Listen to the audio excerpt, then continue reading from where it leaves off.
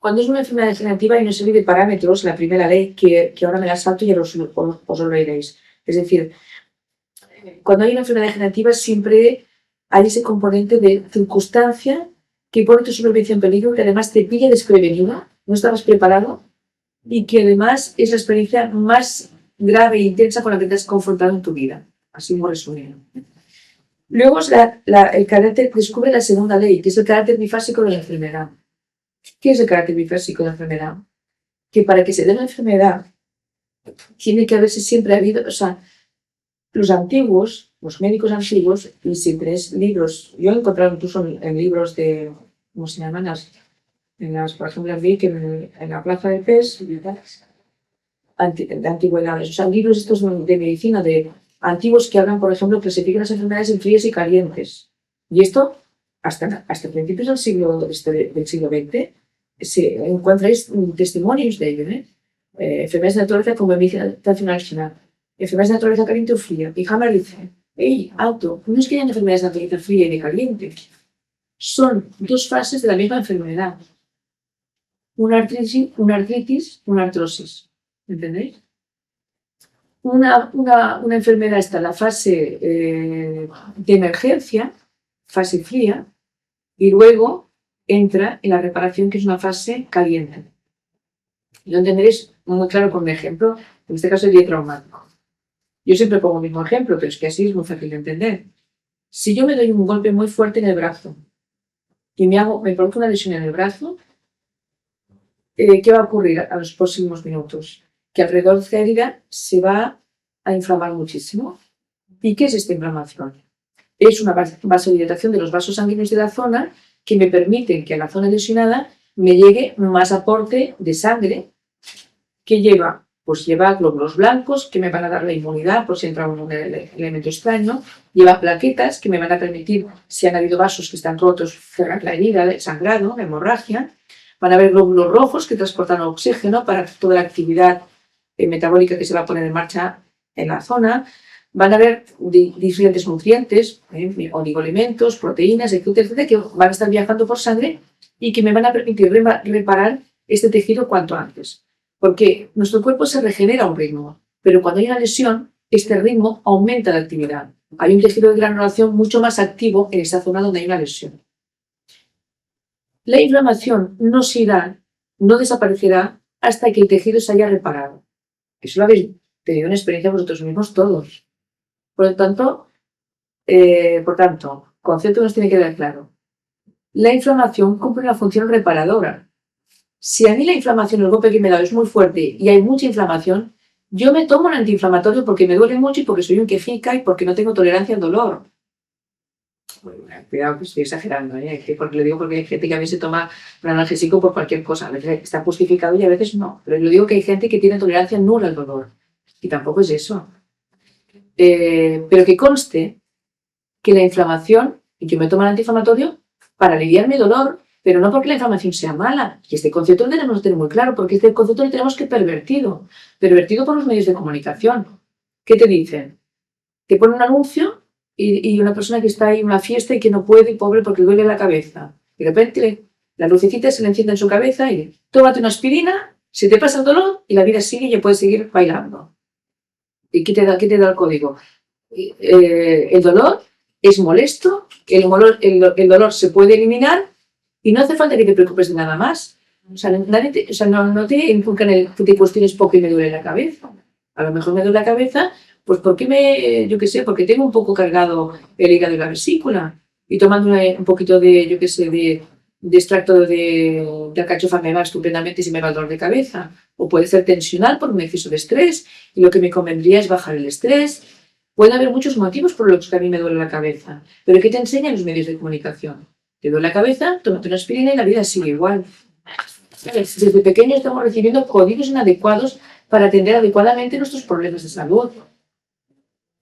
Y sobre todo ver el dolor y la inflamación como algo malo y molesto e inadecuado, cuando es mentira. Y un ejemplo que yo pongo también, por ejemplo, será la gripe. Tú una mañana te levantas por la mañana y dices, madre mía, dolor del cuerpo, congestión nasal, dolor de cabeza, febrícula. cojo el teléfono, ring, llamo al trabajo y digo, oye, me acabo de coger, me pone enferma. Tengo un gripazo encima, no puedo ir a trabajar. Y pides la baja. Y yo pregunto, ¿cuándo te has puesto enferma tú? Esa mañana que tú llamas al trabajo y no puedo trabajar porque me he puesto enferma. Hombre, yo aquí podemos dar la pregunta de vuestra opinión, pero para no alargar mucho les diría, a ver, ¿qué podemos contestar? Pues podríamos decir, hombre, a mí me han dicho que la gripe está producida por un virus y que ese virus incuba 8 o 10 días. Pues por lo menos llevo incubando 8 o 10 días. Pero entonces yo digo, entonces ¿cuándo te has puesto enferma? ¿Hace 8 o 10 días atrás? Y yo digo, a ver, si por el hecho de inhalar un virus tuviera que ponerse yo a coger la gripe, cuando hay gripe sería una epidemia masiva de gripe que casi como quien dice terminaría la población y no es el caso. En un autobús alguien estornuda y ahí se han liberado miles de virus por todo el autobús del metro o en una casa, una familia. Y no todo el mundo va a coger la gripe. Es decir, solo por el hecho de inhalar un virus no tienes por qué coger la enfermedad, porque si no me alivia. ¿Sí? ¿Estáis de acuerdo todos? Si alguien no está de acuerdo, que levanten la mano. Entonces, ¿qué ocurre? ¿Cuándo me he puesto enferma? Me he puesto enferma, en teoría que podéis disentir totalmente, ¿eh?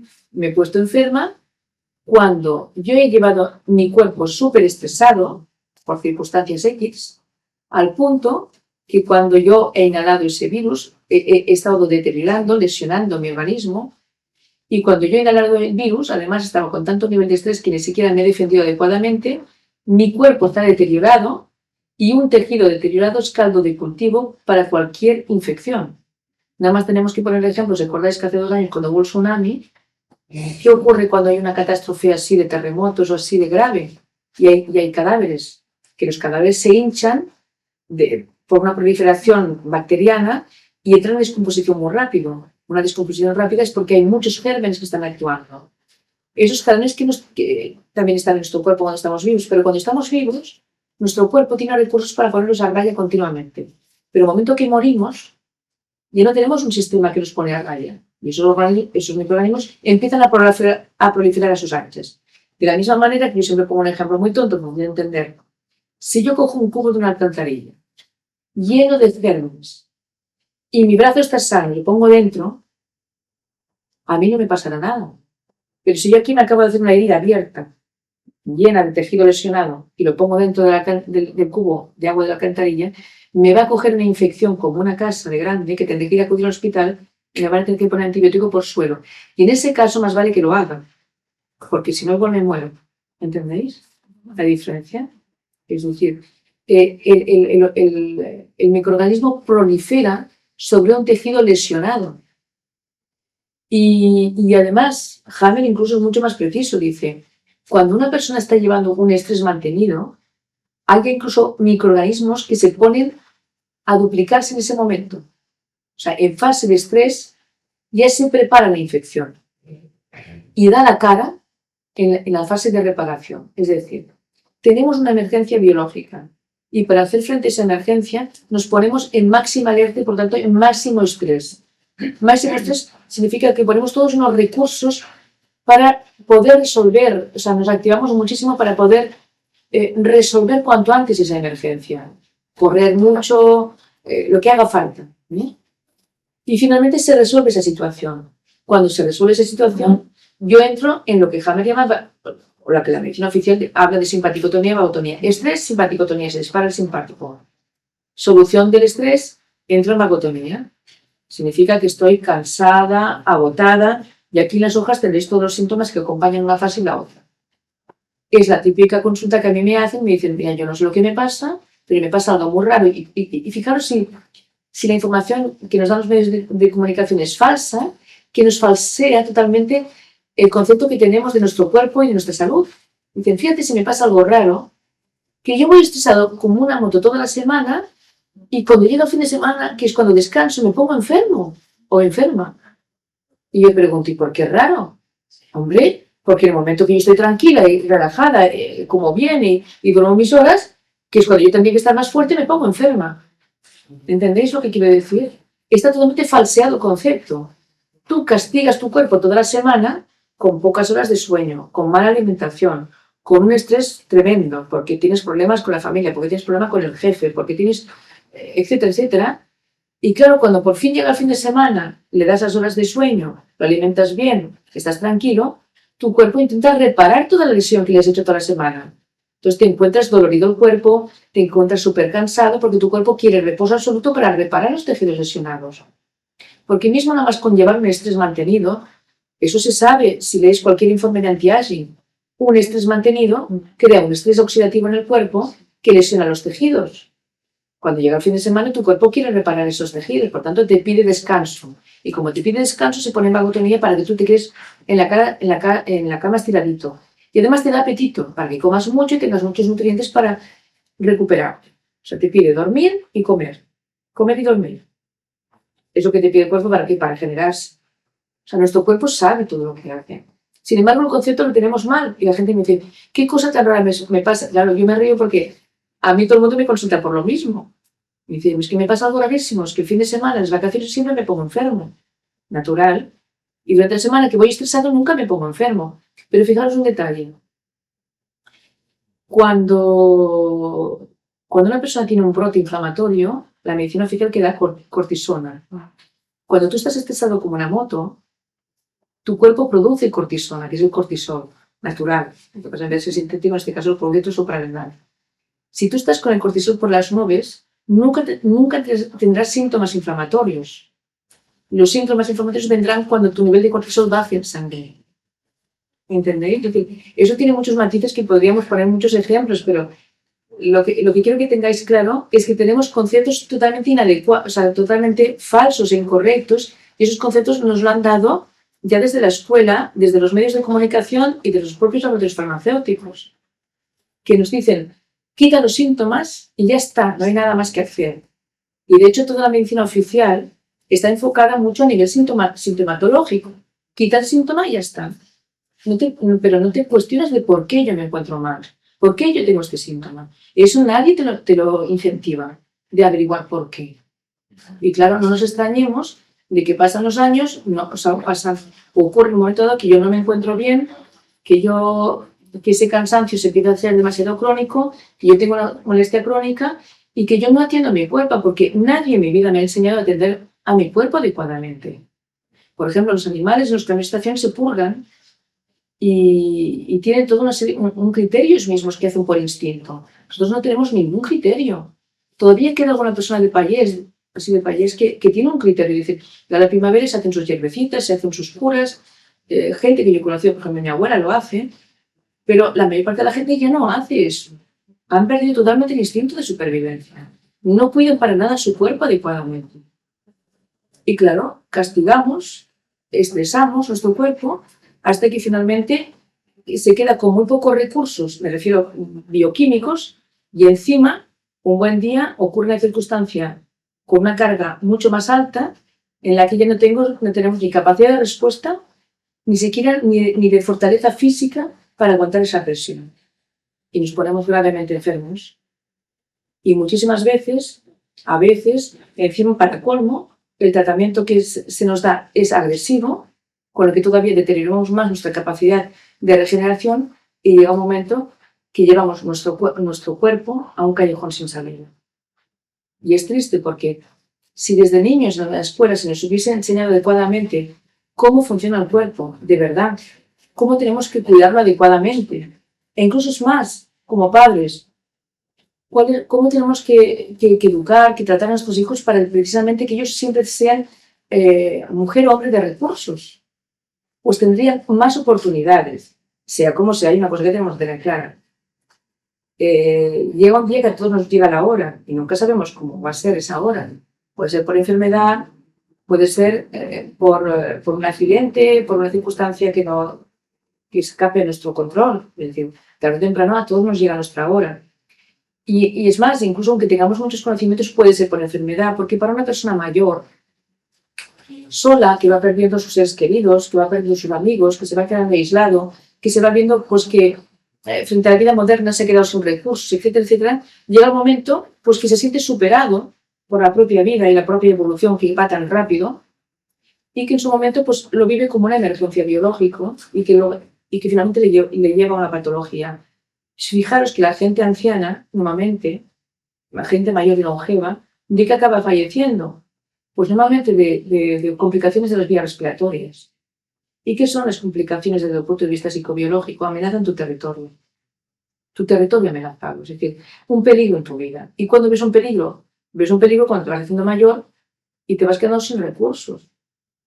En el sentido que se muere tu esposa, pues se muere tu marido, tus hijos se emancipan, tus hijos se van lejos porque, yo qué sé, hoy en día los trabajos a veces te salen a otro país, tus amigos del pueblo se van muriendo, la época cambia muy rápido, ya no manejas internet, ya no manejas cosas que te encuentras un poco fuera de órbita de la época que estás viviendo y poco a poco te vas sintiendo fuera de órbita.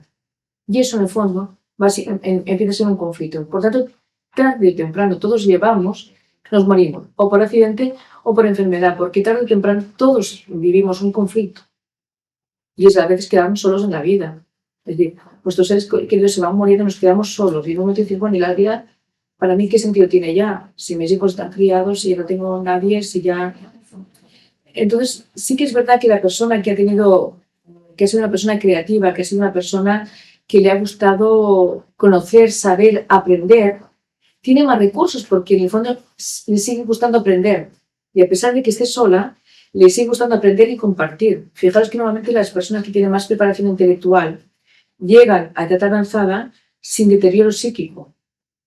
Nos guste o no nos guste la ideología política, fijaros que los políticos, excepto algunas circunstancias, suelen ser longevos, bueno, longevos no siempre suelen ser, pero llegan a la edad avanzada. Suelen estar pelos de cabeza, por ejemplo, Santiago Carrillo o el Fraco. Son ideologías opuestas, pero son hombres de edad avanzada, claros de cabeza. ¿Por qué? Porque su propia actividad política les ha hecho siempre estar muy activos, muy al loro de todo, por tanto trabajan mucho su intelecto, lo mantienen muy fresco, siempre están intentando conocer cosas y interactuar con los demás, y eso les hace tener un intelecto muy activo y les hace llegar con unas capacidades cognitivas adecuadas a la edad avanzada. Y eso es un ejemplo. Es decir, nuestro intelecto siempre tiene que estar con ganas de aprender y de saber. Y si siempre está con ganas de aprender y de saber, llegamos a edad avanzada claros de cabeza.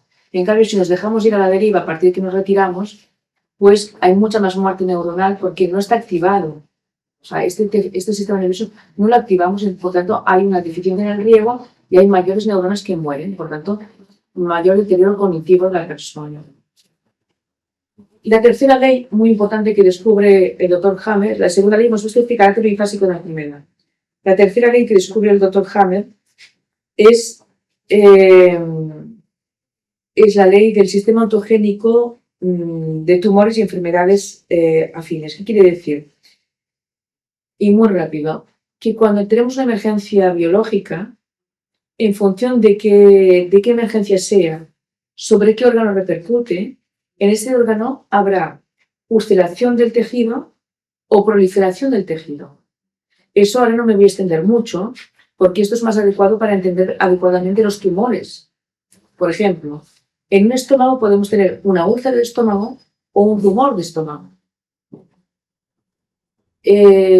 Muchísimas veces cuando se diagnostica un tumor de estómago también a veces se dice, pues proceso tumoral con lesiones necróticas, por ejemplo. Efectivamente, a veces puede o hay simplemente lesión, erosión, o a veces hay proliferación y al mismo tiempo erosión. Significa, en este caso, que esas dos lesiones se asientan, y lo veréis siempre, sobre distintas partes del estómago. Las úlceras de estómago se encuentran en la curvatura menor y los tumores de estómago se encuentran en la curvatura mayor. Sobre la malignidad o no del tumor o la agresividad del tumor, pues cuando más infiltrado esté, que significa que es un conflicto que dura más tiempo, cuando más un proceso, los ganglios de la zona más afectados estén, cuando ya el proceso, incluso haya un proceso necrótico dentro de un proceso proliferativo, pues más grave será. Pero en el fondo son dos procesos diferentes, con causas diferentes, que se alojan en tejido diferente del mismo órgano. Uno obedece a un conflicto y otro obedece a otro conflicto. En curvatura menor, la capa es ectodermo, en la curvatura mayor, la capa que recubre es endodermo. Y cuando uno ve fecundado, a los pocos días de la fecundación, se diferencian en tres capas embrionarias diferentes Esas 3 capas embrionarias van a formar todos los órganos y sistemas del cuerpo. Pero en un mismo órgano pueden haber diferentes capas y cada capa va a cumplir una función muy precisa que se afectará con un contenido vivencial muy preciso. Quiere decir que lo que causa un agujero de estómago o un tumor en el estómago son diferentes causas que se asientan sobre una parte diferente del estómago y que producen un efecto diferente, o úlcera o tumor. Tumor me refiero a proliferación. Eso como el curso no es sobre, digamos, enfermedades degenerativas ni sobre oncología, no nos vamos a extender más. Pero saber que a veces se produce una erosión y a veces una proliferación, que eso dependerá de la circunstancia y del tejido, de la circunstancia a qué órgano afecta y a qué tejido de qué órgano afecta. Entonces, ¿qué recursos se van a poner en marcha? La cuarta ley que él descubre es el sistema ontogénico de los microbios. ¿Qué quiere decir? Que los microbios tienen su hábitat natural en el cuerpo. Pues lo resumo muy rápido. Los microbios tienen su hábitat natural en el cuerpo. No actúan donde quieren. Es decir, de la misma manera que los animales en el planeta no viven donde quieren. Algunos sí, entre ellos nosotros. Nosotros somos un animalito que hemos colonizado todo el planeta. Y como decía un chiste que yo les doy cuenta, no sabes un chiste de que es un planeta muy decaído, muy deteriorado, muy deprimido, que está viajando por la galaxia, y entonces se cruza con otro planeta y lo ve tan mal, y dice, ¿pero qué te pasa? ¿Cómo estás tan mal aspecto, tan decaído? ¿Te has puesto enfermo?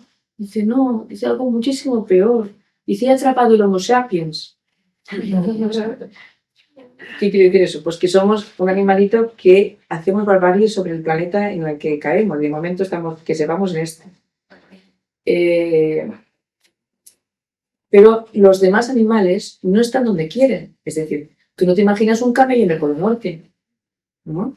Ni te vas a imaginar una foca en el desierto del Sahara. Cada uno tiene su hábitat y se puede desplazar de una forma bastante limitada de su hábitat. Hay algunos que tienen más margen, por ejemplo, los mamíferos, pues ciertos mamíferos del hemisferio templado tienen más margen, es decir, ¿cómo se llama? Un zorro, por ejemplo, tiene un bastante amplio espacio, ¿no? Y ciertos insectos, por ejemplo, tienen bastante amplio espacio, pero hay otros que su hábitat está muy limitado. Por ejemplo, un oso polar está muy limitado su espacio. Pues en nuestro cuerpo es lo mismo. Los microorganismos no van donde quieren, van donde está asignado biológicamente su acción. Entonces, Haber es el que hace la relación de que los hongos afectan principalmente al endodermo y un poquito al mesodermo. Las bacterias afectan principalmente al mesodermo, un poquito al endodermo y un poquito al ectodermo. Y los virus afectan básicamente al ectodermo y un poquito al mesodermo. Es decir, que los microbios no proliferan ni van donde quieren, sino donde pueden y donde las circunstancias se lo permiten. Eso nos podríamos extender mucho más, pero el ejemplo que os he puesto antes de la herida y del agua de la alcantarilla lo pone muy claro.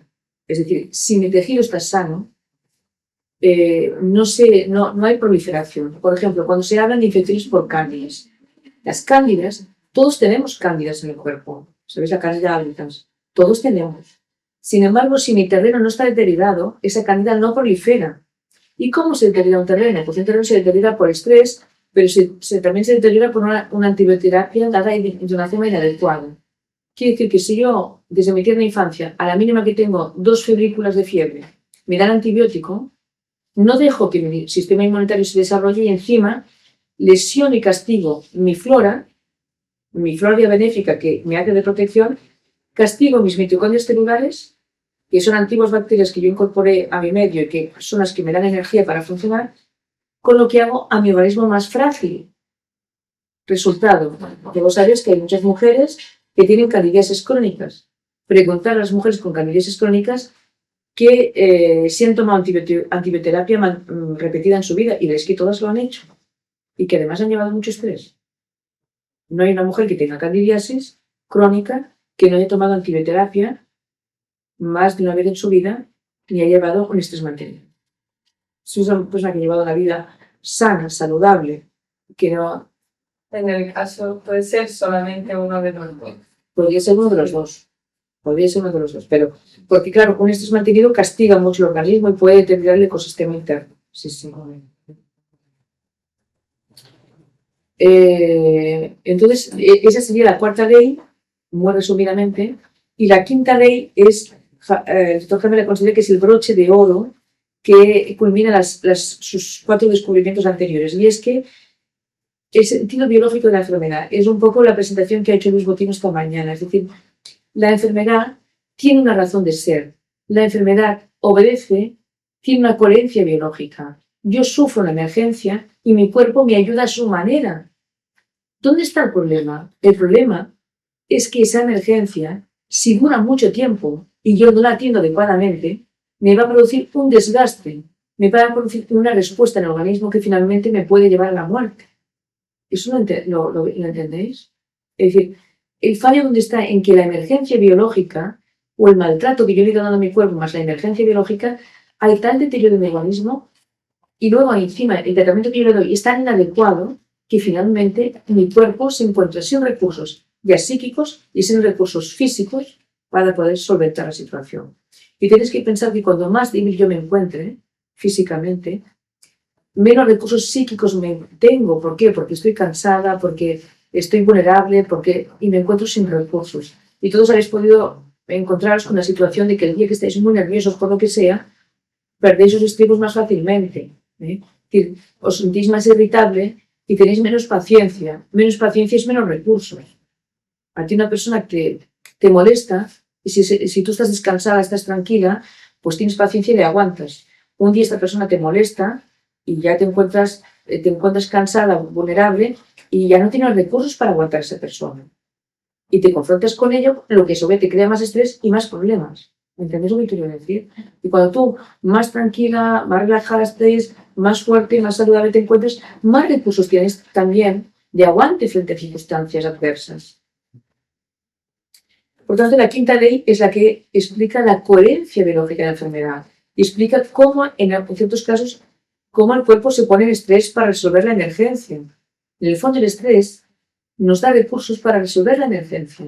Si yo tengo una amenaza a mi vida, me voy a poner, por ejemplo, si yo me quedo en el paro y tengo una hipoteca pendiente, yo voy a remover cielo y tierra para encontrar un nuevo trabajo, para poder pagar mi hipoteca. Iré como una moto hasta que yo no encuentre un nuevo trabajo. No dormiré por las noches pensando qué haré mañana, dónde puedo ir, a quién puedo acudir, quién me podría dar trabajo, cómo lo voy a hacer, cómo voy a organizarme mejor para gastar menos, ¿entendéis? Y dormiré pocas horas pensando en todo eso. En un principio ese estrés cumple la función de ayudarme a resolver mi problema. Pero si ese estrés se mantiene mucho tiempo, finalmente quedaré agotada físicamente, agotada psíquicamente, la circunstancia me va a superar y finalmente eso me puede llevar a una enfermedad, a un agotamiento y a una enfermedad. Entonces, eso sería el resumen de las 5 leyes biológicas descubiertas por el doctor Hammer. Claro, ¿qué repercusión tuvo? Que esas 5 leyes descubiertas por el doctor Hammer lo que le hizo es decir, cuidado, no seáis tan agresivos con el cuerpo. Y claro, lógicamente, lo que le creó problemas al doctor Hammer fue que estuvo en contra de muchísimos tratamientos que se hacen, porque los consideran excesivamente agresivos. Con lo que ya esa persona que está cansada, agotada, le sometes a un tratamiento que la acaba de agotar, la acaba de dejar sin recursos y la lleva precipitadamente y anticipadamente a una muerte que se podría haber evitado quizás de haberlo tratado esa circunstancia de otra manera. Por lo tanto, los síntomas, ¿cuándo decimos que estamos enfermos? Decimos que estoy enferma cuando tengo dolor, inflamación, fiebre, congestión, etc. Pero esos signos y síntomas, si yo no tengo signos y síntomas, no estoy enferma. Pero claro, ahora esos signos y síntomas los interpreto de otra manera. Y puedo decir, no, es que en el 90% de los casos, cuando yo tengo signos y síntomas, no estoy enferma, me estoy curando. Si volvemos al ejemplo de la gripe de antes, haciendo broma, yo podría decir, Un buen día me levanto, a las 9 de la mañana me encuentro dolorida, congestionada, con febrícula y con malestar. Y llamo al trabajo, después por teléfono y digo, oye, mira, os llamo para deciros que hoy he empezado un proceso de reparación, que más o menos me va a durar 8 días. Y en 8 días vuelvo. Haciendo broma, ¿eh? ¿Qué quiere decir? Que no estaré diciendo ninguna mentira. Lo que pasa es que a lo mejor no me entenderán en el trabajo. Pero es verdad. Yo ese día, mi cuerpo se está defendiendo, mi cuerpo se está reparando. Y por tanto, yo durante esos 8 días de convalescencia me estoy regenerando. Mi cuerpo se está defendiendo del virus. El virus ha entrado en mi cuerpo hace mucho antes. Y mi cuerpo no ha sabido tener la actitud adecuada. Y es ahora que mi cuerpo se ha puesto en máxima alarma y me está diciendo, ¡hey, alto! Ahora sí que tengo que tomar acción. Y me tengo que regenerar, que si no, este virus sigue aquí campando sus anchas. Y entonces yo estoy en reparación durante el proceso gripal. Entonces lo adecuado sería decir, hey, que estoy en reparación, 8 días y vuelvo. Eso sería lo adecuado. Lo mismo que en un brote de artritis, es lo mismo. Yo cojo, castigo,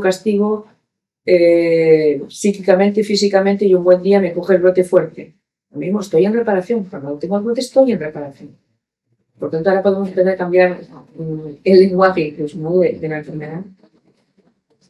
Bueno, y finalmente, para poder tener ocasión de poner una lista de incluso de lo que la enfermedad, medicina oficial considera, evalúa también de que efectivamente el estrés mantenido es perjudicial y que nos puede llevar a muchas enfermedades. La medicina oficial valora enfermedades psicosomáticas. ¿Qué enfermedades? Pues, por ejemplo, nos dice que estrés mantenido nos puede llevar a alteraciones cardiovasculares, patologías de coronarias, hipertensión esencial, trastornos respiratorios, síndrome de hiperventilación, asma, trastornos inmunitarios, alergias, trastornos de enfermedades autoinmunes, trastornos gastrointestinales, distintas patologías de piel, tejido conjuntivo, etcétera, etcétera, etcétera, etcétera.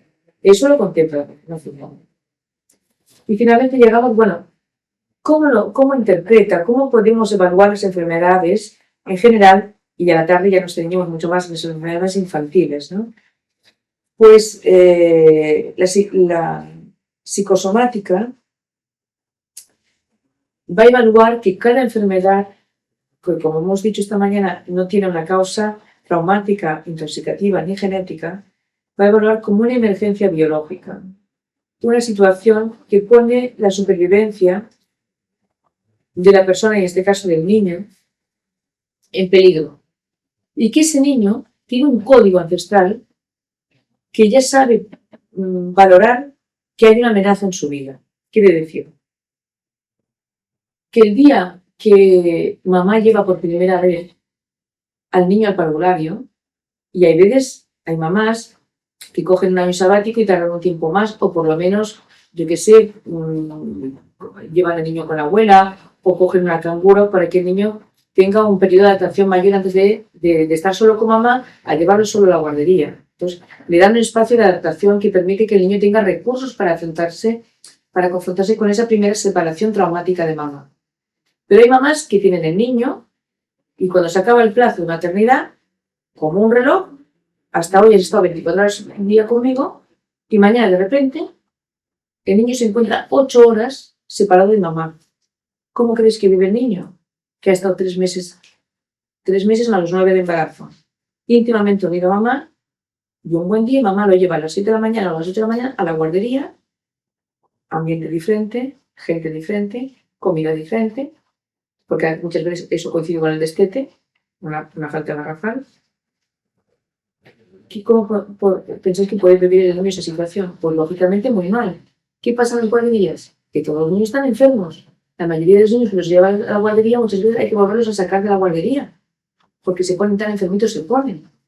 Y los que persisten en la guardería, casi todos tienen una estantería como esas de aquí, que si vais a guardería lo veréis, que pone una estantería por niña. Y en cada estantería hay jarabe, antibiótico y todo tipo de medicaciones que toman los niños.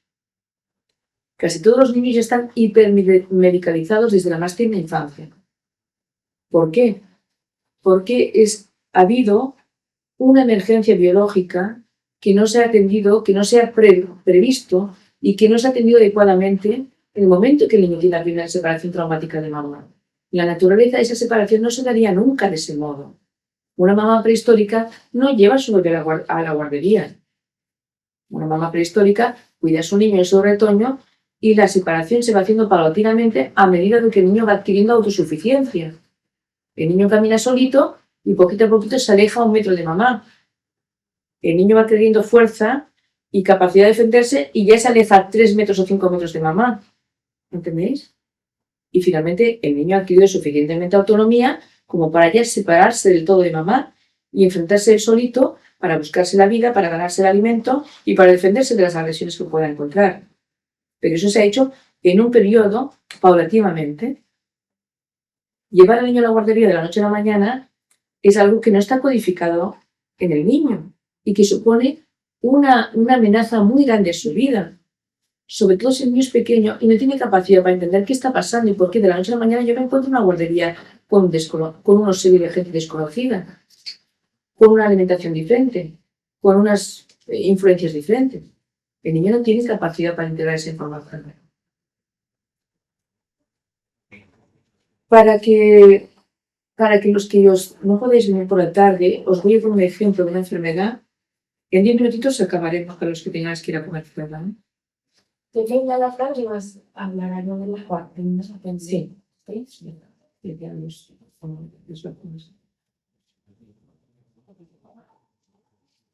No mucho, pero ¿No? porque hay muchas referencias, pero por lo menos podemos hablar de lo que de mi experiencia de las vacunas, y eso sí. Entonces, por ejemplo, alergias. Alergias, sabéis que es una patología muy frecuente hoy en día. Frecuente en adultos, frecuentes en niños. Hay muchos niños que tienen alergias. ¿Qué podría? Veréis que en las hojas que tenéis, la alergia aparece en primer lugar y yo en alergias he puesto como frases que puedan hacer referencia a la emergencia biológica que está sufriendo o que ha sufrido el niño. Algo me huele mal. Esto me recuerda a algo muy doloroso. Me siento amenazado. Podríamos poner más frases. Son frases que intentan entender qué tipo de circunstancias ha tenido esa persona. Las alergias podrían ser alergias que afecten únicamente a la mucosa nasal, la rinitis, rinitis alérgicas, pero también pueden ser alergias donde hay una erupción de reacción alérgica en piel, una reacción alérgica global, ¿no? Donde la persona se hincha o le salen ronchas en el cuerpo.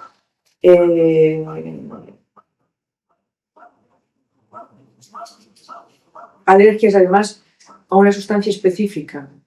Como la frase algo me huele mal, veréis que es una frase que a nivel popular la encontráis.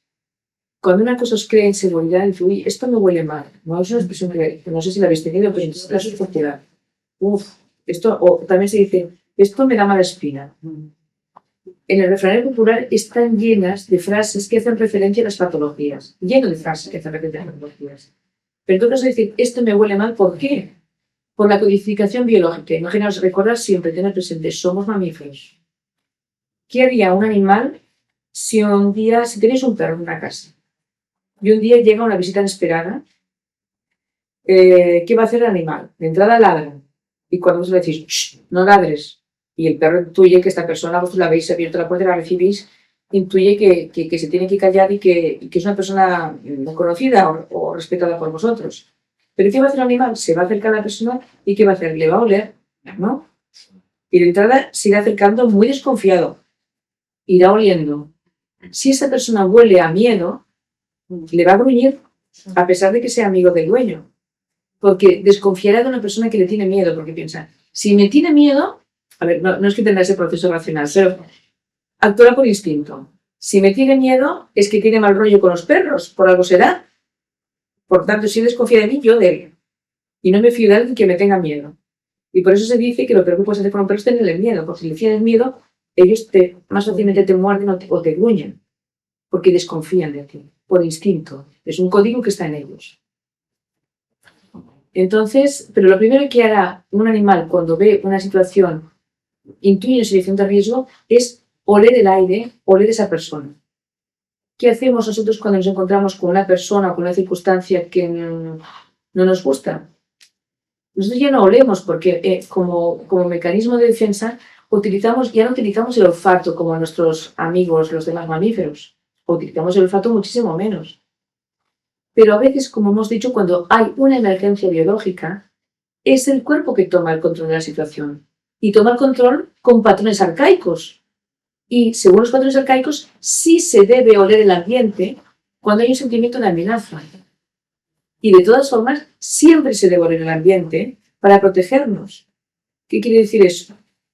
Que si una noche estáis durmiendo tranquilamente y de repente huele a quemado, vuestra conciencia, que nunca está desconectada de la realidad al 100%, se va a poner en marcha, se va a activar y os vais a despertar. O sea, se va a disparar el simpático y os vais a despertar, vais a salir del sueño profundo, de un tipo de ondas cerebrales que se llaman teta muy profundo, os vais a despertar y vais a decir, uy, ¿qué pasa? Y yo digo, uy, si huele a quemado. Que entonces miraréis toda la casa a ver si nos está quemando algo y verificaréis, o si huele a gas, uy, huele a gas, ¿qué pasa?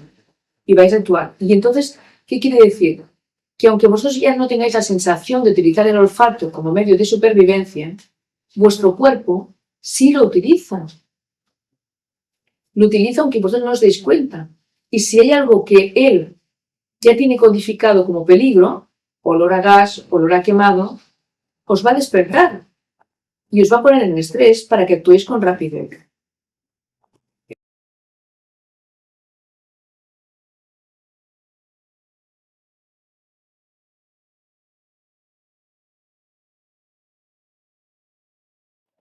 Nos evitamos el ser robadas gracias a este recurso. Es decir, íbamos en el tren, estábamos entrando en el tren, en los pasillos, sabes cuando estás buscando el compartimiento que te toca, y de repente en el pasillo que es muy estrecho, íbamos con las maletas y todo, pasa una persona que nos fuerza, ¿sabes?, a adelantarnos, y de una forma muy brusca, y además despedía un olor corporal súper intenso.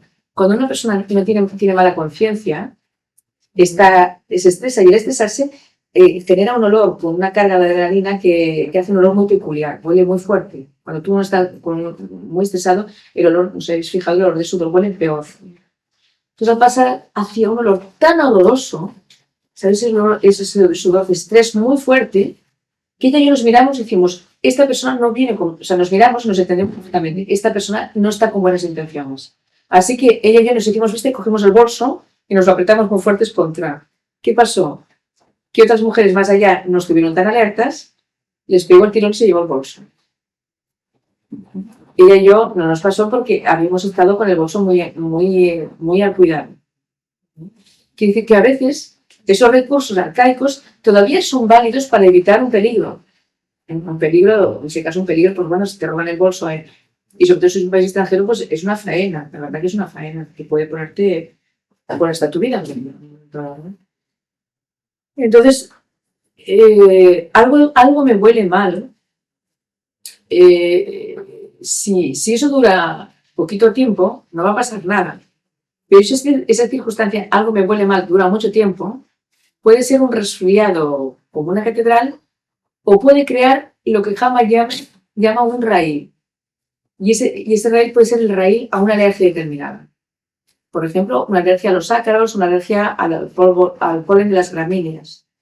La diferencia entre un resfriado puntual o una rinitis alérgica primaveral, por ejemplo, es que en el resfriado ha habido puntualmente una circunstancia que me ha hecho elevar mi estrés con esa connotación de que ese me huele mal y yo activo mis terminaciones olfativas, estreso mi mucosa nasal y posteriormente, cuando resuelvo esa situación, me viene la fase congestiva inflamatoria y tengo un buen resfriado.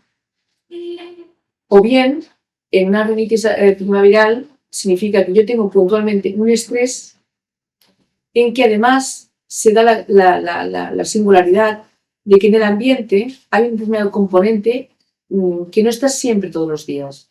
Puede ser un momento que hay, por ejemplo, un ambiente de alto contenido de polen de gramínea. ¿Qué hace mi cuerpo? Relaciona estrés de algo me huele mal con nivel muy alto de gramínea. Y mi cuerpo asocia la amenaza con el polen de gramínea. Cada vez que yo vuelvo a entrar en contacto con el polen de gramínea, mi mucosa se defiende y por lo tanto empiezo una fase congestiva, de liberación de estamina, me defiendo como de una agresión se tratara y ya me he hecho alérgica.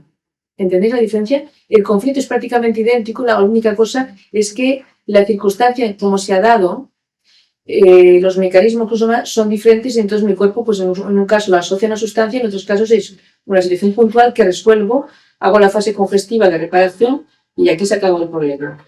Casi todos hacemos unos cuantos resfriados o un resfriado anual, y de hecho no está mal, porque también el tener una pequeña patología en cuanto activa el sistema inmunitario nos hace que nuestro cuerpo esté a tono, ¿no?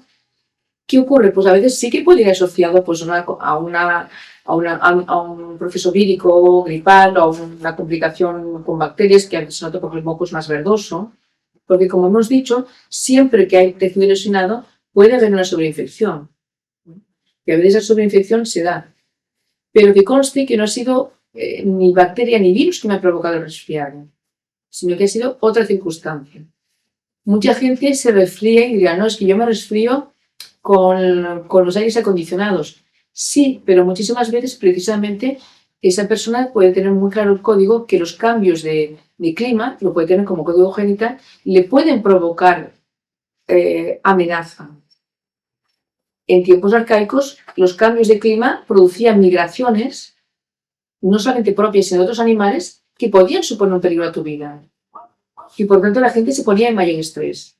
Hay códigos de respuesta que son muy, muy arcaicos, si queremos en la tarde otros ejemplos.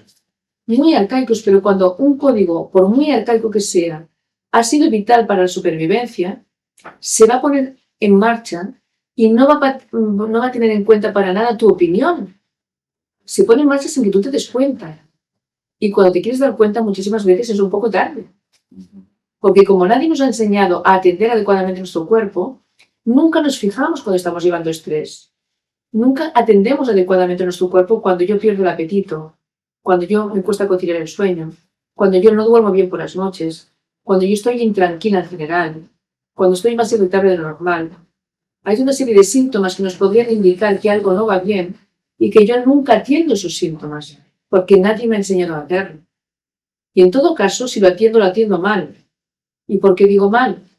Porque normalmente la forma de atenderlo es tomarme un ansiolítico y la vida es así.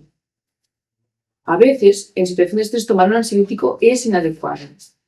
El ansiolítico puede estar bien, porque claro, la emergencia y el hecho de que yo me ponga en estrés es para resolver una emergencia. Si me tomo el ansiolítico, no le ayudo a mi cuerpo o no le ayudo a mi psiquismo. Lo sedo y no le ayudo a resolver mi emergencia. Ahora bien, sí que es verdad que cuando una situación ha durado mucho tiempo y ya estoy tan estresada que ya he perdido, digamos, mi norte, como se dice, en ese caso sí que es mejor sedar, relajar, que la persona se recupere un poco para de nuevo volver a activar la emergencia para ver si esta vez un poco ya más descansada se encuentra con más recursos para hacer frente a la situación, ¿entendéis? Y es así que yo voy a valorar el tratamiento. No voy a sedar a todo el mundo, ni siquiera con cosas naturales, porque en un momento dado puede ser inadecuado sedar a alguien, y sobre todo con alopatía. Que la sedas tanto que ni siquiera que veis que muchos componentes de los que se dan como sedantes son incluso no aptos para conducir un vehículo, quiere decir que te quitan muchos recursos de respuesta frente a las emergencias. Y con eso creo que ahora nos merecemos un descanso. Las cosas que no podéis venir a dar, bueno, me sale mal, en todo caso os agradezco mucho que hayáis venido. Si no tenéis las hojas, pasar por aquí que os las darán. Y si no, también, si lo escribiréis en internet, me lo podéis pedir por internet y yo os lo envío por internet también. Entonces, una alergia de un niño, ¿qué se le puede hacer? ¿Llevar al psiquiatra para que encuentre el trauma o...? No creo que el psiquiatra le el trauma, ¿eh? No, en todo caso, vas a tener que ser tú que busque el trauma. El psiquiatra no está preparado para... Por desgracia, esta perspectiva no se trabaja en la Facultad de Medicina. Bueno, que es por ahí la única manera de población. Si tienes una alergia, si quieres resolverla de verdad, tienes primero que quitarlo del alérgeno, impedir que vuelva a tener contacto con ese alérgeno, porque si no el cuerpo es como que se sobreestimula a sí mismo y cada vez es más intolerante a esta sustancia. Y luego intentar ver cuándo apareció esa alergia, qué circunstancias para intentar un poco quitar carga a esa situación. Todo eso lleva un trabajo y lógicamente hace falta años de experiencia porque las personas que por ejemplo os dedicáis o queráis profundizar, podríamos hacer nada más un curso de cómo se evalúa un caso clínico y qué estrategias se emplean para desactivar un determinado patrón, ¿entendéis? Y todo eso hace falta experiencia, son años de experiencia. Y muchísimas veces no está en tu mano, ¿eh? No siempre puedes. Vale, pues nos quedamos aquí por hoy, ahora vamos a comer, descansar un poquito y a la tarde seguimos. Al tarde iremos viendo cada emergencia, ejemplos, casos clínicos, hasta que os haya podido quedar una visión un poquito más clara de las enfermedades en general, de las enfermedades de los niños más en particular y de cómo podemos hacer prevención con los niños, que es lo que interesa, y sobre todo no llenar a los pobres niños de antibióticos ni de sedantes, porque hay niños que ya, ni de antidepresivos, porque hay niños que ya se les da ansiolíticos, sedantes y sobre todo mucha antibioterapia que los fragiliza de cara al futuro y hacemos una población cada vez más vulnerable, de hecho, ¿no? Que es lo que estamos consiguiendo en los países industrializados. Bueno, pues muchas gracias y buenas tardes. Pues está estupendamente para que la madre esté sana y tenga que comer todo durante el embarazo. Pero luego,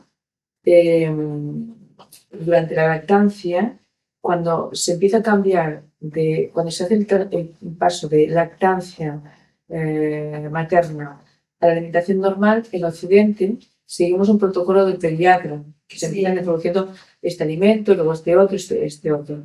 Pues bien, ¿cómo lo hacen en los países tercermundistas? No tienes un pediatra que te hace un planteamiento, una dieta especial, sino que los niños, cuando se empiezan a destetar y muestran interés por probar otras cosas, comen exactamente lo mismo que come la madre. Y ahí está el tema.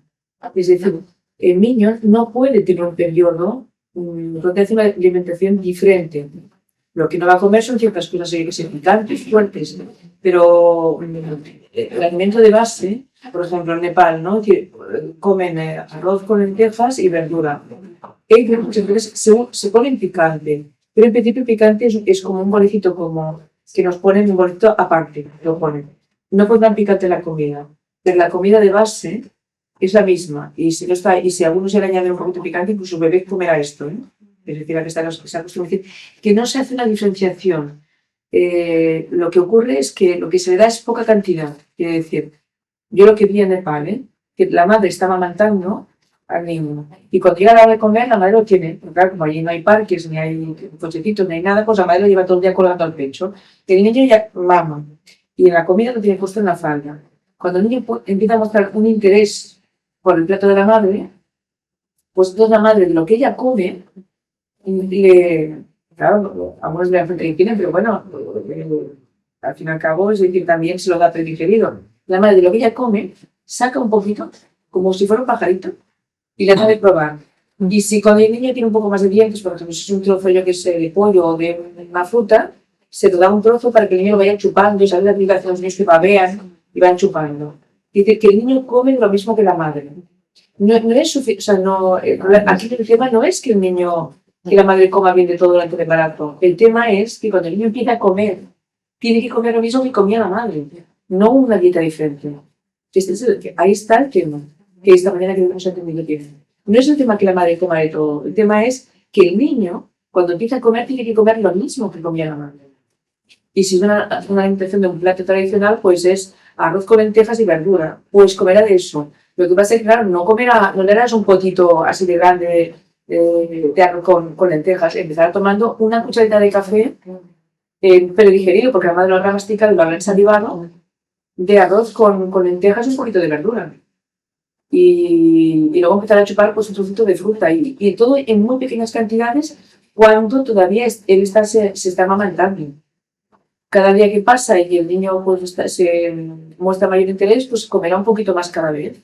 Y la introducción es de pasar a, que se la puntita de una cucharita de café de lo que come la madre, a una cucharita de sopa, a 2 cucharitas. Entonces, claro, progresivamente, y claro, el niño nunca tiene diarrea. no le cogen. Claro, si tú le dieras del destete a un plato de arroz con lentejas, pues solamente se le hincha así la barriga y te hace un cuadro tremendo. Pero como tú se lo estás introduciendo de tan poquito a poquito, pues no hay ningún problema. Y es que en el fondo, si nos ponemos a pensar cómo era la prehistoria, es que no puede ser de otra manera. En la prehistoria no había potitos ni papillas ni pediatría que te decía, ahora puede comer un poquito de media yema cocido. No, no existía. Seguramente sin llegar a la prehistoria, seguramente no hace tanto que tampoco a los niños se les daba lo que había, ¿no? Me imagino que no había. Que el tema está en que el niño no debe hacer una dieta diferente de los padres y además otra cosa importante, debe comer con los padres. Otra cosa que nos hace es separar la comida de los niños que hacemos nosotros por comodidad. A los niños cenan antes, se acuestan y ya tenemos la noche en paz, y ya duermen. Entonces, claro, es cómodo, yo entiendo que es cómodo para los padres que trabajan todo el día, pero no es educativo de cara a los niños. Es cómodo para los padres, o sea, es cómodo o descansado, pero no es educativo para el niño. El niño tiene que comer en la mesa con los padres y lo mismo que comen los padres. Y ahí está el truco. Si los niños comen en la mesa con los padres, créanme que yo he hecho una experiencia. Y os puedo decir que no he encontrado ni un solo caso que haya fallado. Los niños comen de todo y jamás preguntan lo que hay y jamás se quejan. Comen lo que hay. Y los puedo llevar a cualquier sitio. Y ahora comen, se sirve el plato y ellos comen de lo que hay. Es que no se cuestionan si esto me gusta o no me gusta. No se lo cuestionan nunca. Si comen de todo desde el mismo momento del estético. Lo mismo que comen la madre. Vale. ¿Hace demasiado ruido?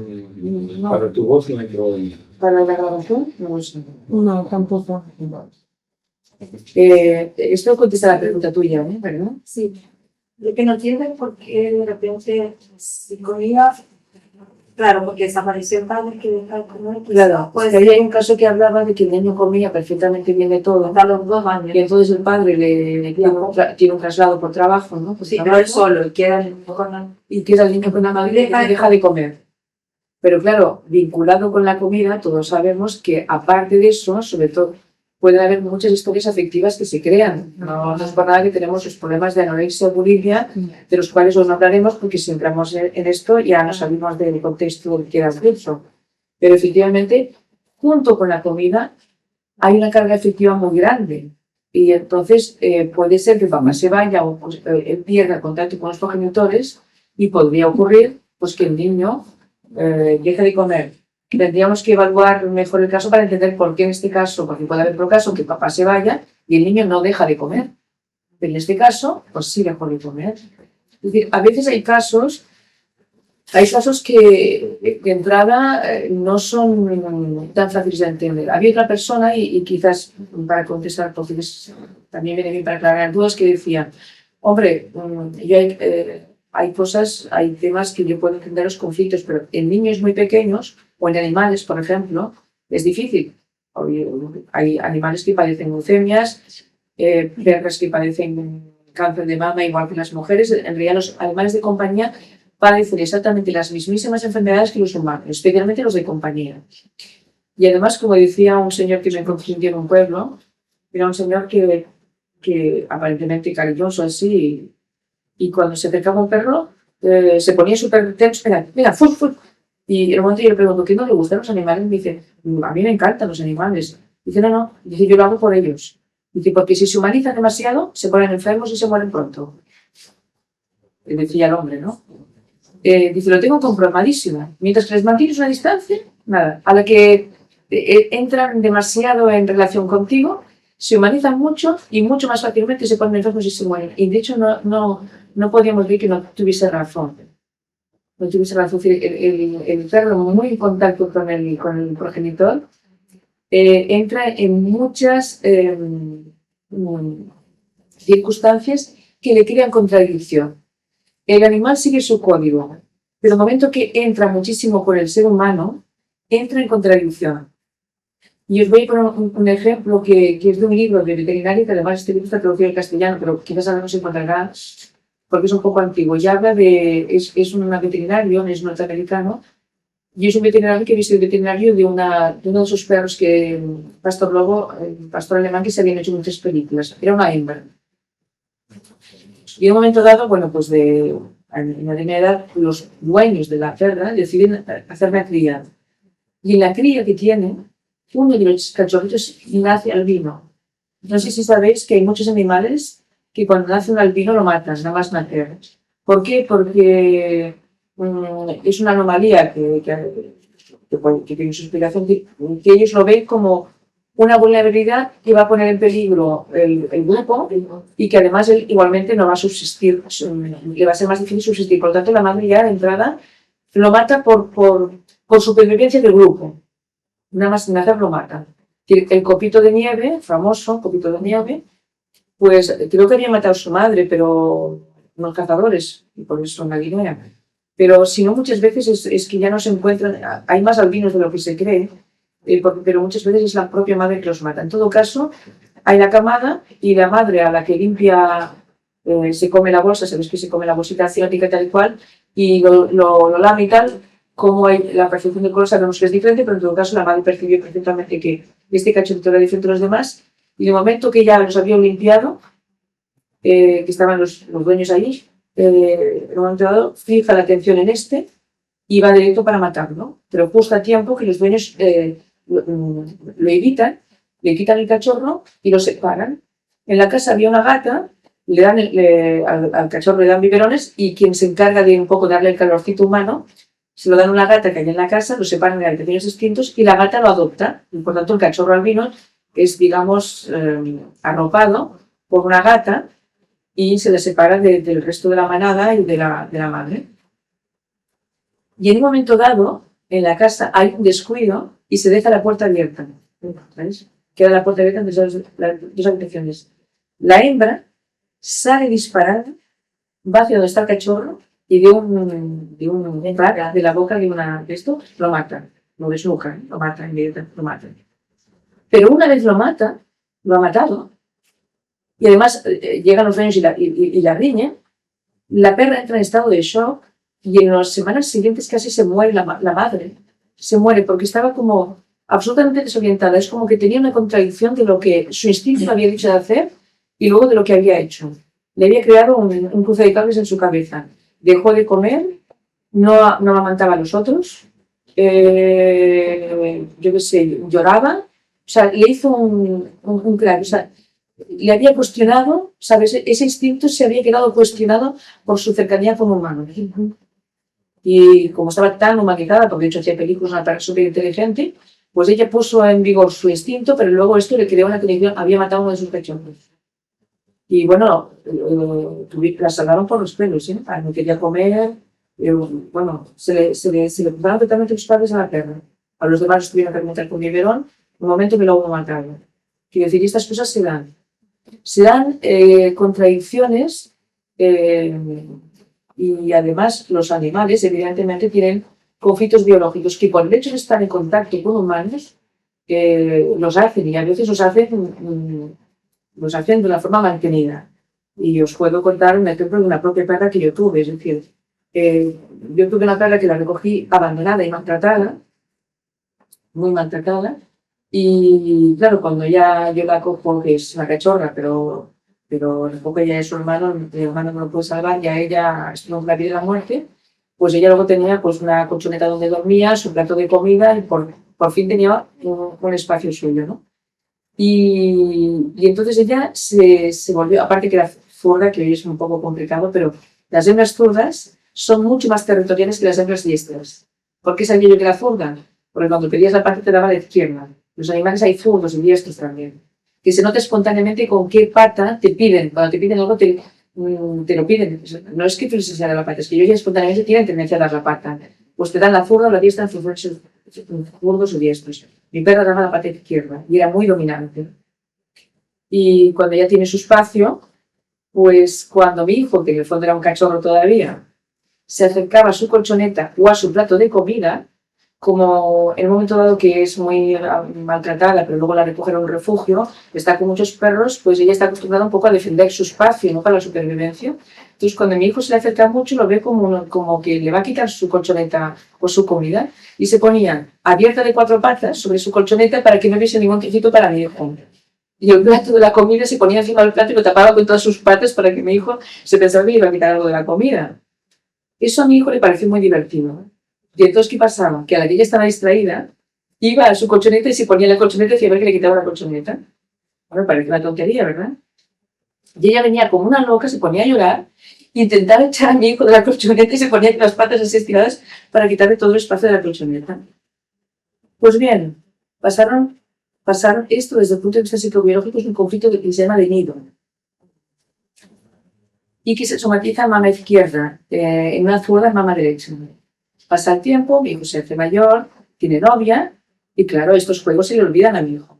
Ya no le quita la colchoneta. Un buen día, además coincide con que nos mudamos de casa y cuando llega a casa ya tiene novia, ya está distraído en otras cosas mi hijo, con lo que esos juegos con la perra ya no los hace y le deja de hacer este juego. Que yo siempre decía, es un juego que ya vive mal. Y yo le decía a mi hijo, pero no, que es un juego.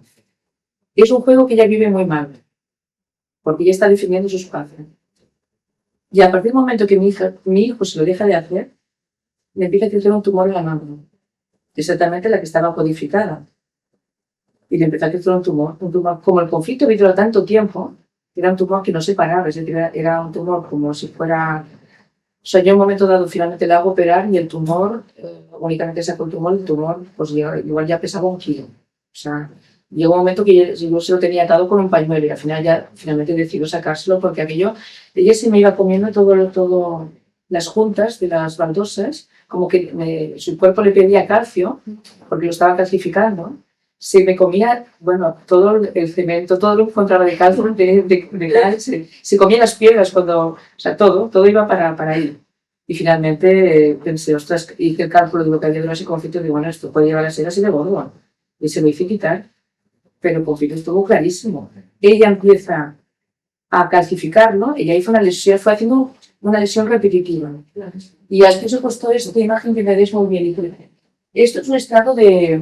Normalmente cuando una persona está sana y normal, tiene un ritmo, un biorritmo, que se llama el biorritmo, de sueño y vigilia. Unas horas de sueño, unas horas de vigilia, de descanso, donde se va activando el simpático y parasimpático.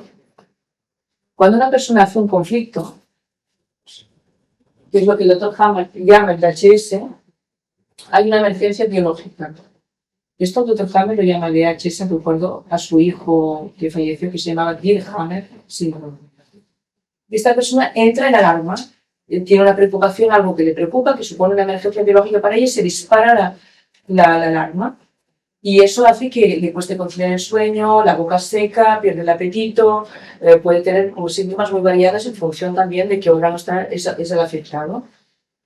Y finalmente resuelve. Claro, esto que aquí yo he marcado así se puede hacer por etapas, pero claro, lógicamente mi perna no estaba siempre en conflicto. Era un conflicto que nosotros llamamos en balance. Es un conflicto que activo y desactivo. Y esos son los que hacen esos tumores que no son muy agresivos, pero que son inacabables. Es decir, va calcificando y puede hacer una masa impresionante. Es decir, activaba, desactivaba. Cuando finalmente resuelve totalmente el conflicto, entra lo que se llama la vagotonía. Y en mitad de la fase de vagotonía, que depende de qué tipo de enfermedad se ve más que otras, pero aquí cuando hablemos de enfermedades infantiles os explicaré muchísimo qué es esto, la crisis epileptoide, que no epiléptica. La crisis epileptoide puede ser una crisis epiléptica si hay un conflicto de motricidad.